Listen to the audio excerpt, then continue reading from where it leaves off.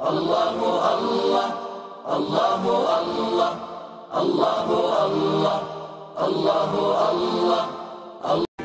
Keybiler aytadi, "Yok, men namaz okuyayım men." Bana gereği dile yok hanım deçet da keybilerçi. Biroq al sen okuyatkan joksun, şunu düşünüş gerek. Sen Allah Taala okutkan jok. Allah okutmaydı seni. Senin bara turgan jeриң dayar bolot atыр. Bir emede kimge Allah Taala kayakka kirgizgisi kelсе, ошол жакка бара турган жолду жеңил кылат. Кудайым эгерде сени бейишке киргизип ыраазы болуп, сен өзүнүн жамалын көрсөткүзгү келип атабы? Анда ошо оңой кылат ошол жолду. Намаз окуш оңой кылат, зикир чалыш оңой болот, даватка чыгыш оңой болот, Куран окуш оңой болот.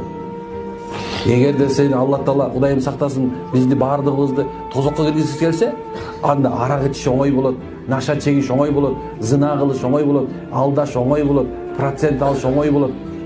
Керек болса лавзыл куфр деп түшүнөм бир капырлык сөздү айтыш да оңой болот. Кудайым сактасын, Кудай жок деп айткандан коркосуң туурабы? Бирок кээ бирлер айтып атпайбы ушинтип элечи? Уже белгилүү болду ал бара турган жай.